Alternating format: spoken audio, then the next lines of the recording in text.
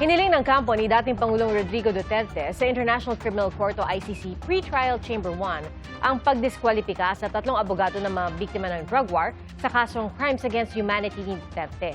Pinadidiskwalipika nila sina Attorney Joel Butuyan, Attorney Gilbert Andres at Attorney Nicolene Arcaina dahil sa nila impediment to representation bunsod ng conflict of interest. Ayon sa kampo ng dating Pangulo, maaari namang maging kinatawan ng mga biktima ang abogado mula sa Office of Public Counsel for Victims.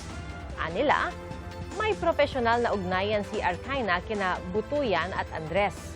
Ang koneksyon umano ng mga naturang abogado ay nagbibigay ng impresyon ng pagkiling na maaaring makaapekto sa integridad ng mga proceeding. At dahil dito, hinihiling ng kampo ni Duterte na ipag-utos ng pre-trial chamber sa ICC Registry na bawiin ang pagkakatalaga sa mga abogado at suspindihin ang kanilang access sa case record habang wala pang tugon ang chamber. Wala pang pahayag ang mga binanggit na abogado. Isinilbi sa iba't ibang bayan sa Laguna ang arrest warrant na inilabas kahapon po yan ng korte sa San Pablo, Laguna laban kay Charlie Atong Ang. Ang DILG itinaas na sa 20 milyong piso ang pabuya para mahuli ang negosyante. Saksi si John Consulta. We are increasing the bounty for Atong Ang to 20 million pesos for information leading to his arrest. Seryoso. Dinoble na ng Department of the Interior and Local Government o DILG ang naunang 10 milyong pisong pabuya para sa ikadarakip ng negosyanteng si Charlie Atong Ang. Tinutugis pa rin si Ang dahil sa mga kaso ng pagkawala ng mga sabongero. Inilabas naman ng PNP-CIDG ang bagong wanted poster kung saan nakasaad ang contact information kung paano makikipag-ugnayan sa mga otoridad. Kung tinatanong nyo kung saan nanggagaling yan sa mga confidential funds provided to the PNP at saka sa DILG. Walang walang GPP atos dito Totoong tao babayaran namin dito. This would actually attract more informants to participate and cooperate. Talagang seryoso ang batas na maaresto ang ating akusado. Sa patuloy na pagtugis kay Ang, pinasok na rin ng NBI Organized and Transnational Crime Division ang bahay ng anak ng negosyante sa isang exclusive subdivision sa Makati. Sinuyod nila ang loob ng bahay, maging ang mga nakaparatang sasakyan sa loob ng compound. Mga kapuso, nagnegatibo doon sa unang bahay na pinuntahan. Pero nandito ngayon ang mga ahente ng NBI sa ikalawang bahay na kung saan ay kabilang pa rin sa kanilang target na tingnan. So sa ngayon kasama na nila itong mga abogado ni Charlie Atong Ang at pati ilang mga abogado rin sa ibang law firm para sama-sama daw na tingnan itong bahay na to. Para tiyaking wala makakatakas sa likod ng bahay, gumamit din ng drone ang mga otoridad. Pero bigo silang makita si Ang sa dalawang bahay na kanilang pinuntahan. Ang hawak nilang warrant, hiwalay pa sa bagong warrant of arrest na inilabas naman ng San Pablo Regional Trial Court Branch 29 sa Laguna kahapon para sa non-bailable na mga kasong serious illegal detention at kidnapping laban kay Ang at 5 pang kapwa niya akusado. Kaugnay naman ito ng pagkawala ng master agent na si Ricardo Lasco nang damputin ng mga armadong lalaki sa kanyang bahay sa San Pablo. Wala pang pahayag ang kampo ni Ang kaugnay ng bagong arrest warrant. Kanina, nagpunta ang CIDG sa mga farm ni Ang sa Siniloan, Pangil at Santa Cruz, Laguna para isilbi ang naturang warrant. Pero di tulad ng unang pagpunta roon ng mga operatiba, naging mahigpit ngayon ang kanyang mga gwardya at limitado lang ang piniyagang makapasok sa compound. Di rin piniyagan ng media na pumasok para mag-cover. Nagkaroon din ng pre-trial conference sa Santa Cruz, Laguna. Dumalo roon ang 7 tauhan ni Ang kasama ang mga jail guard mula sa Laguna Provincial Jail. Hindi nagpaunlak ng payag sa media ang mga akusado maging ang kanilang mga abogado.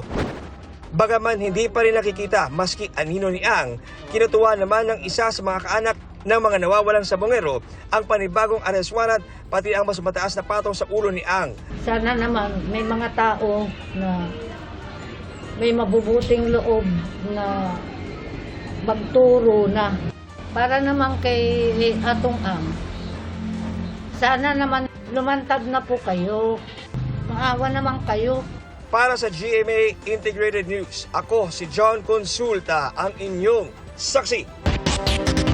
Pinasasampahan po ng kasong kriminal ni Senador Raffy Tulfo ang may-ari ng Allison Shipping Lines. Gusto rin pakasuhan ni Tulfo ang 18 nakaligtas na crew member ng MV Trisha Kirsten 3 dahil hindi umano sila tumulong sa mga pasahero. Saksi, si Mav Gonzalez. Hindi lang umano basta overloaded ang MV Trisha Kirsten 3 na lumubog sa Basilan ayon kay Senador Raffy Tulfo. Matagal na rin anya itong dapat niretiro dahil mahigit 30 taon na ang barko. Kaya hiling niya sa Department of Transportation, kasuhan ang may-ari nito na Allison Shipping Lines at hindi basta administrative case lang. Pag-aralan niyo po kung baka pwedeng murder. Very clear na meron talagang criminal liability itong Allison. And mind you, since 2019, tad-tad ng disgrasya itong mga barko ng Allison Shipping Maritime Incidents na involved itong Allison. 32. Pag-aaralan po namin lahat. We will file the necessary cases, including criminal cases. We are also going to explore po yung kasong graft and corrupt practices. Gusto rin ni Tulfo na ipabawi ang prangkisa ng Allison na pagmamay-ari ng pamilya Tan mula sa Zamboanga City. Wala sa Senate hearing ang stakeholder nitong si Mary Joy Tan Olaso, na asawa ni Zamboanga City Mayor Kimer Adan Olaso. Pero humarap ang kapatid niya na abogado rin ng Allison at sinabing nagbigay sila agad ng inisyal na financial assistance sa mga survivor. We have an insurance company, our insurance policy for accidental death. It covers around 200,000. During the tragedy, when the survivors were brought to Zamboanga Port, we immediately released the 10,000 initial financial assistance. Pero inireklamo ng ilang survivor at pamilya nila ang anilay quit claim na pinapirma ng Allison Shipping Lines o kasulatan na hindi na sila maghahabol sa kumpanya. Ginaganon nila yung mga badyaw na sobrang simple lang daw ng mga requirements, hindi pa maintindihan. Umaasa lang po sila na ang mga pasahero, ang mga biktima, ang pamilya ay walang alam at magko-comply na lang po sa direktibo nila. Which is ganun din po ang ginawa nila nung Lady Mary Joy, kaya 3,000 pesos lang po yung binigay sa mga kaanak na nasunog yung katawan. I'm not aware of this, but this will be included in the investigation. Paliwanag ng Allison, acknowledgement receipt talaga ang pinapirmahan nila at natanggap umano ng mga survivor ang pera. Kung talagang ayaw namin ibigay po, we will not release the money kung hindi sila pipirma. But and yet, even if nilagay naman nila I do not consent, we still release Kailangan nyo talaga initial lang po yun, just like the 10,000 na immediate po na pag binigay po kaagad. Gusto ring pakasuhan ni Tulfo ang 18 nakaligtas na crew member dahil hindi umano sila tumulong sa mga pasahero. May mga witness na nagsabing wala raw ginawa, hindi raw tumulong. Nag-unahan pa sa pagsakay sa lifeboat. Hanggang ngayon naman, hindi pa rin natutunton ang kapitan ng barko na si Sunny Sicuban. Suspetsya raw ng PNP, ito ang male cadaver na hawak nila at ipapa-DNA test pa. Samantala, taliwas sa unang report ng DOTR, posibleng mahigit 24 pa ang nawawalang sakay ng lumubog na barko. Meron ba kayo mga na-recover ng mga cadaver na wala sa manifest?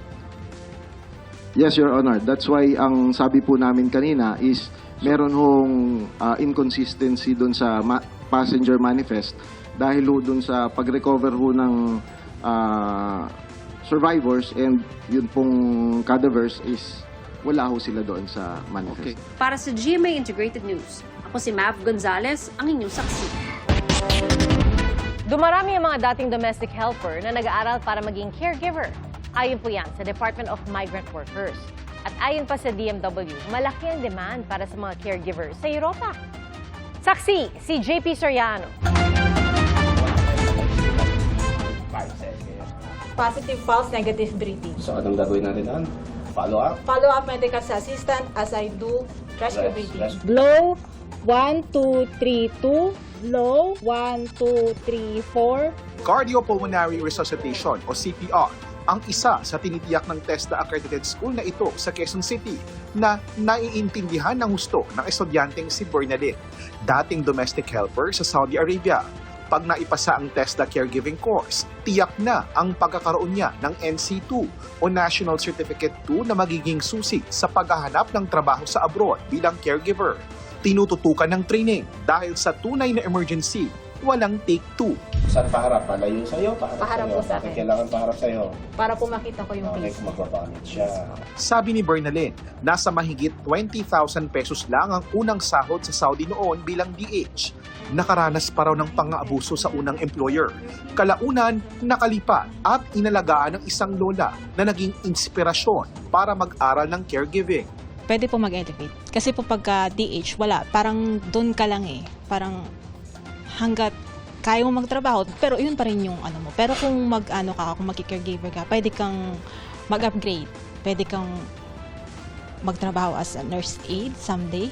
Pero bukod po kay Bernalyn, parami na rin po ng parami ang mga dating household service workers o domestic helpers na nag-aaral ngayon ng caregiving. Ayon po sa Department of Migrant Workers, puspusan ang ginagawa nila ng pagsasanay sa mga kababayan nating dating nagtrabaho bilang DH para makapag-aaral ng caregiving, makapaghanap ng trabahong may mas malaking sahod, mas malaking benepisyo at dagdag proteksyon. Makikipag-collab ang Pilipinas sa mga bansang nangangailangan ng mga Pinoy caregiver. Tutulong sila sa pagsasanay sa dating domestic helper na maging lisensyadong caregiver o nursing aide. Kausap daw ng Department of Migrant Workers ang mga bansa sa Middle East. Malaki rin daw ang demand sa Europe. It's happening as we speak, and then as again, Croatia, Slovenia, and now again we are engaging receiving countries in the Gulf states along these lines, and this will also be a major track sa Abu Dhabi Dialogue chairship ng Pilipinas. Sa mga TESDA accredited school, marami na raw naipadalang graduate na dating DH na naging caregivers.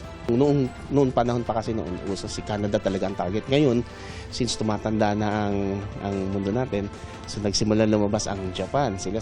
Tapos si Australia, New Zealand. Ngayon, yung Europe, medyo nagko-compete. Bukod sa mga caregiver, may DH daw na may background sa education ang dumaan sa pagsasanay habang nasa Hong Kong at inaasahang babalik ng Pilipinas para maging public school teachers. Para sa GMA Integrated News, ako po si JP Soriano, ang inyong saksi. Mga kapuso, maging una sa saksi. Mag-subscribe sa GMA Integrated News sa YouTube para sa iba't ibang balita.